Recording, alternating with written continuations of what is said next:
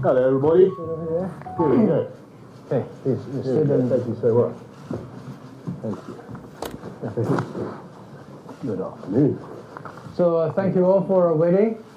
Today we are very glad that Prime Minister Boris Johnson would like to take some time in his very busy schedule to meet with the press. So we'll go right straight into the questions. Please raise your hand so that I can see you and identify yourself. In order to save the time, that I collect several questions together for the Prime Minister to answer. Thank you. Yeah. Thank you. Yes. So okay. Take as many as you like. Okay. And we've been advised that due to Prime Minister Johnson, he's been scheduled. He needs to leave at 3:50. So any time that after 3:50, we have to conclude it.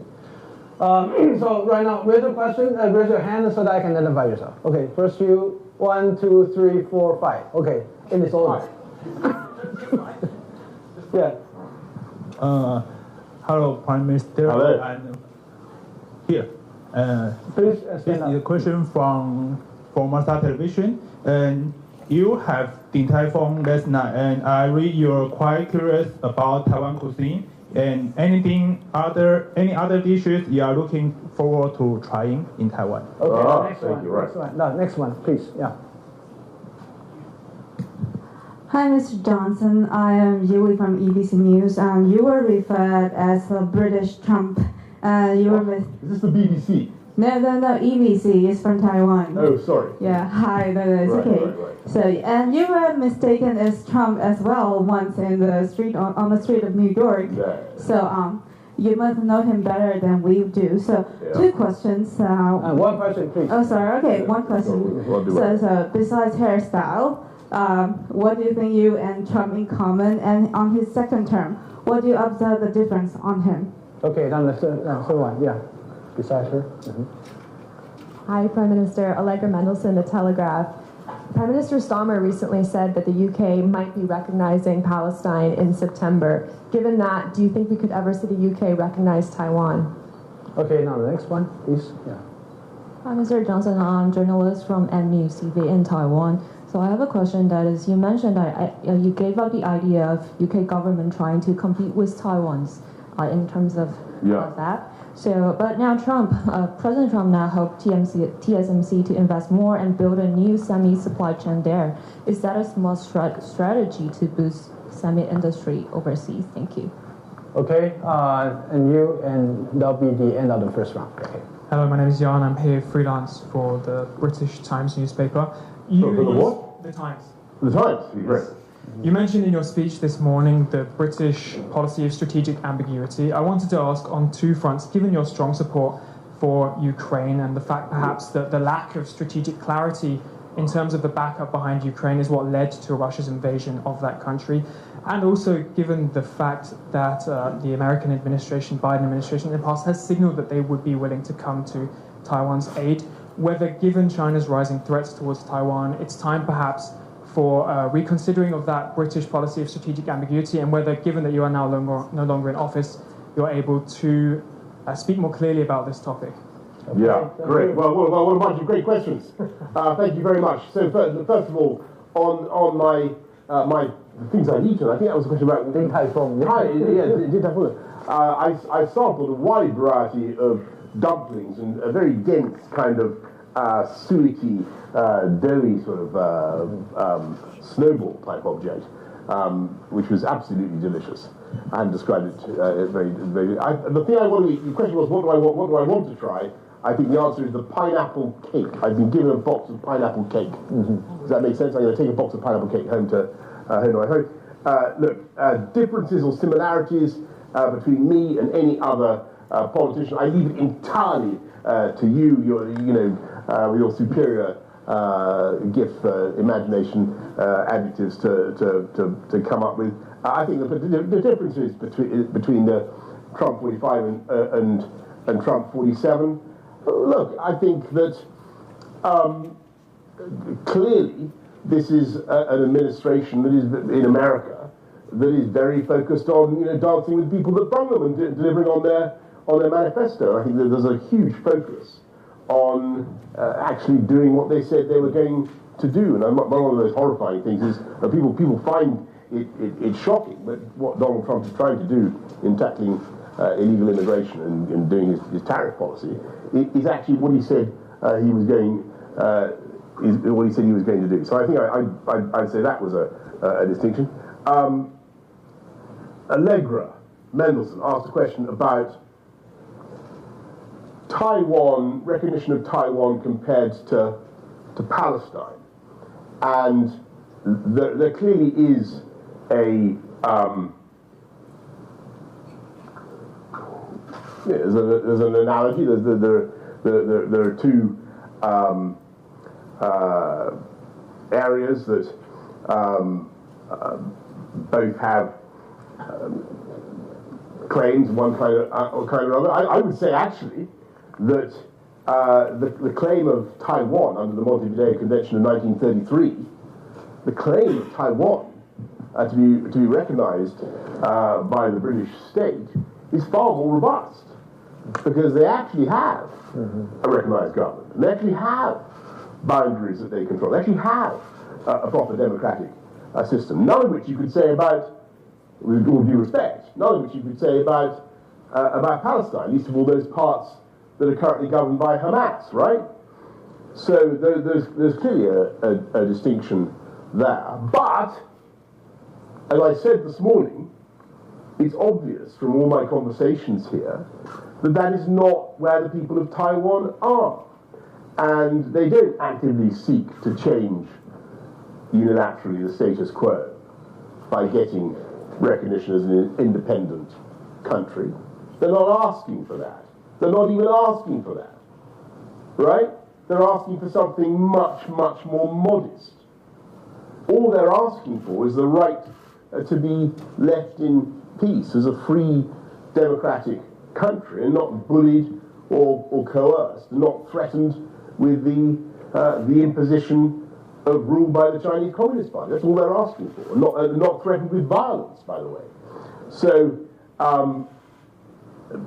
I would say that the claims of Taiwan, the actual, under the terms of normal conventions on recognition of states, the claims of Taiwan are far more robust, but the ambitions and requests of the people of Taiwan are extremely modest, and I think that needs also to be respected.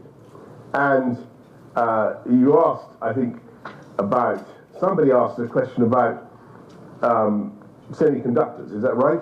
And what's happening with the US setting up a semiconductor fab in the United States? So Trump setting up a semiconductor. Did somebody ask that? Yeah. I think that's right. Look, as I said this morning, when I became Prime Minister in 2019, I was acutely conscious of this imperative for the UK to try to catch up in what was obviously the crucial industrial component of the 21st century, these really amazing semiconductors, these microprocessors. And as I said this morning, I said to my team in Number 10, I said, what would it cost to make a fab? What would it cost to make a fabrication plant? And they said about £9 billion. And I said, well, that's not a huge amount of money, but maybe it was worth doing anyway if we could somehow recover our technological edge in this area, because it's clearly so important. And then they said, well, actually, yes, we could do it, but it would take an awfully long time to set up, and then we might not even be able to produce chips, microprocessors of the same quality as Taiwan, because by the time we've taken to get the whole thing going, Taiwan would have improved. And so in the end, our best bet, I think, is to protect Taiwan and make sure that we have a strong relationship between the UK and Taiwan, and are able to import Taiwanese microprocessors. And because you guys are brilliant at it, and you have a world lead, and it's a simply astonishing fact. 95%, possibly even more, of the microprocessors needed for advanced AI, which is the most extraordinary cognitive advance of my lifetime. 95% of the chips you need for AI are made here, actually made here in Taiwan. And one of the many reasons why we should develop our relationship. And then John from the Times asked a question about strategic clarity and the fateful ambiguity before the invasion of Ukraine. It's a very, very good question. It was spot on because I do agree with you. One of the problems with Ukraine was that we were, and it's still a problem, we're still not willing to say that Ukraine should be part of NATO, right? We're still not being clear about the ultimate geostrategic destination, security destination of Ukraine. That is a problem. That is a fateful ambiguity. And actually, I think that if we'd been clear about it before 2022, and if the Americans had got their way in 2008, and if Ukraine had been part of NATO, as George Bush requested, then it is conceivable that that invasion by Putin would never have happened. So I think you're really onto something. But I think that what the difficulty with the analogies are imperfect, right? Between Ukraine and Taiwan, there's not a direct read across, and the crucial difference is, of course, that Ukraine is and had been a sovereign state since 1991, internationally recognized, not least by Russia and China and everybody else, right? Taiwan, as we've been discussing, is in a different case, different position, and despite having, as I say, so many of the seeming attributes of statehood and so many of the claims for international recognition, it is a measure of the modesty of the people of Taiwan. They don't even want that. They're not calling for that. They just want to protect the status quo. They just want to settle this problem in peace across the Straits of Taiwan. And so I think you're right in what you say about Ukraine, but the read across doesn't quite work, if that makes sense. Okay, thank you. We'll start with the second round, and first here, here, that, and then that, the full questions. Shirley, I'm from CNA, and following on my peers, CNA is a Central Taiwan News Agency. Oh yes. And following on my peers' question, Is that a Chinese news agency? No, Central News Central Agency News, sorry. Yeah. about Taiwan. Yeah, great. and my question is this, and you mentioned that the analogy is not quite valid between Ukraine and Taiwan. However, and when is the time or what circumstances is for Taiwan to, or for the Western countries to adapt clarity in terms of cross-strait situation? Okay, the next one. Yeah. Prime Minister, I'm from SET TV, and I will ask, how do you plan to support Taiwan despite not in office, and what is your advice on how Taiwan should align our interest with UK to ensure shared interest and mature cooperation? Thank you. Okay, the one behind. Thank you. I'm Julie from Thai Southeast and a digital media outlet in Taiwan. And your term as Prime Minister overlapped in the part with President Trump in the first term. So now the world is facing the tariff measures and the authoritarian pressure. We couldn't get the kind of deals of the UK has that managed. And let's hope that President Trump might offer clear support on Indo-Pacific security. So do you have any advice for how the Taiwanese government can engage or communicate or negotiate with him in the future? And is there any way you can might be able to help us? Thank you. Thank you. And then here's the last one. Yeah. I'm so happy to see you. I'm Bill Lemers now. And there, I'm the journalist from the Next TV. And the question is, Taiwanese reciprocal tariffs on the U.S. is currently 20%. Are there any suggestions or negotiation tips you can share with Taiwan? Thank you. What's that tariff? The tariff. General tariff we're at 20%, and UK is about 10%. Yeah. Wow. Okay. So central news agency question about back to this analogy. Look, I think, as I tried to say, I think that you've got to be careful not to press it too far. But there is clearly one point of comparison which is very, very important, because at the moment, officially, from Beijing, we are being told that Taiwan could be unified with communist China by force, right? I think that's the express doctrine. And I think that we really need to pause and think what that could involve, because when you change the constitutional position unilaterally by force, which is what Putin tried to do in February 2022, you set off a chain of events that you cannot control. And that would be my message to everybody. Trying to use force in situations like this can lead to utter disaster, not just for the world, but for you too. You're firing, as I said earlier, a Sarajevo pistol, and you don't know where it's going to end. And in that sense, I think there is a clear analogy between the two situations.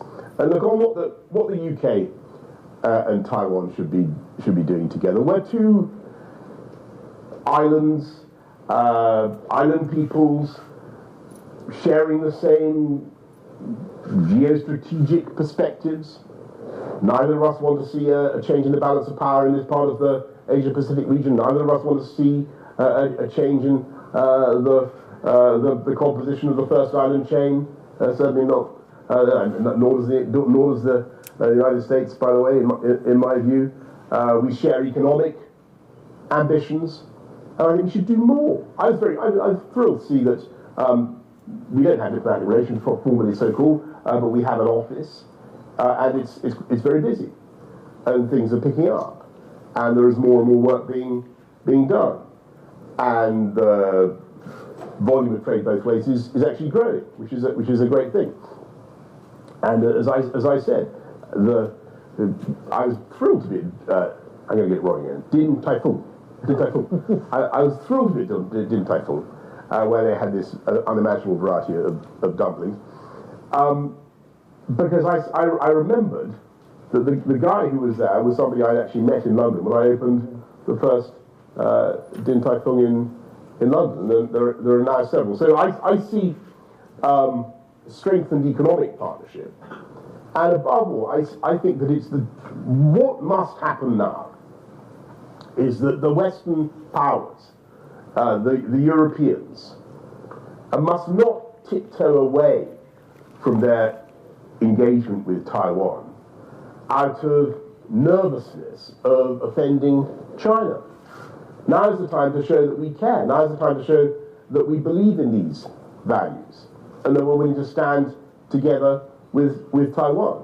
Because the more emphatic we can be now about the need to protect freedom in Taiwan, the more misery, believe me, we can save later on. I'm absolutely certain of that. And I think the next question was, what do we do? Somebody asked, rather flatteringly, what advice would I have to engage with Donald Trump? I mean, I think, I believe that the president is fundamentally a big supporter of Taiwan, and I think that he's in a position now where he's having to be a bit tactical rather than strategic, because he's trying to do a trade deal with China, as everybody knows, and that's why we're seeing some of this slightly puzzling events of the last few days. I think fundamentally, Donald Trump is going to want to make sure that his presidency, I'm sure of this, his presidency is going to perpetuate a free, democratic Taiwan. And he certainly won't want to see that extinguished in his time. That's what you do on the tariffs. Well, obviously,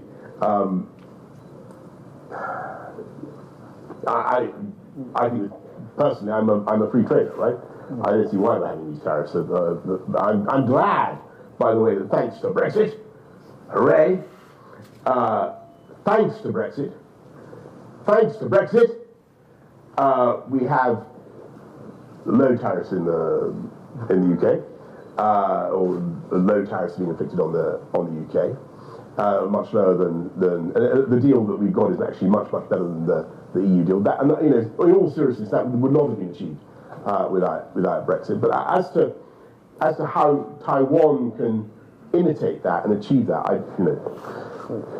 here's an idea. What Donald Trump likes is deals. Come up with a deal. That's what I'd say. Thank you. Give him a success.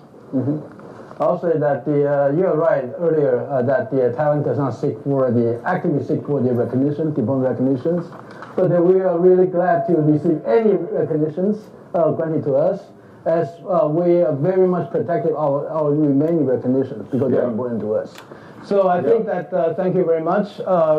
Thanks for the Prime Minister for generously giving his time. He has a plane to catch, so we have to excuse him for leaving. So thank you very much. Excuse me for living. For leaving. Yeah. Sorry. Let's bring up. That's fine. No, that's fine. Sorry. You still have time? Maybe we've exhausted the appetite of this one. Does anybody have any questions left? There's quite a lot of people. Okay. Why don't we just try to do three more? There are three more. Okay. The guy John from the Times we've done, right? Sure. 1, 2, and what's 3? Okay, there's 3. Respond. Thank you. I'm Calvin from Taiwan News. And do you see room for post-Brexit UK and EU coordination on Taiwan-related issues such as trade diversification or supply chain resilience? Yes. I can answer that very briefly. Yes, I think, and I think that the EU is showing signs of really being much more muscular and engaged on Taiwan than it has been. I think it's a great sign. Okay, the next one. You previously said that fallout over Ukraine. Could you identify yourself, please? Sorry, Allegra Mendelsohn, The Telegraph. Oh, hang on, Allegra. We've had you before. Oh, yeah. Anybody else? I think this. Anyone who did not ask question? Okay. Yes. Mr. Johnson, my name is Walter Liu for Business Today, a major business publication in Taiwan. My question is, after the recent NATO summit, major European countries, like including UK, France, Germany, are preparing to burden more of the EU collective defense demand. But I think should any contingencies take place in this part of the world, it should be logical that European countries are unlikely to do anything about it militarily. So in that case, how we in Taiwan should look at the Carrier Strike Force 25 underway, or the AKA Operation High Mast of the Royal Navy now in East Asia. Thank you. Thank you. I'll just answer that, and then let's knock this on the head. So I think it's very, very important that everybody in NATO, and that includes almost everybody in the EU, except Ireland, I think, everybody in NATO should be spending more on defence, and the UK is now at last going up to where I wanted it to be, nearer to 3%, but it's got to go fast. And I'm very glad that Taiwan is also going up to 3% of GDP spending on defence. That's essential. I think that I'm a believer in what we call the Indo-Pacific tilt when we did the Strategic Defence Review in 2021. I think that the UK, other European countries have a great deal to contribute in this part of the world, and it's one of the reasons why we had the Carrier Strike Group and FOROX operations and so on and so forth. I know that there are some voices in Washington who basically say leave it all to the United States. I don't think that's I think we should do it together.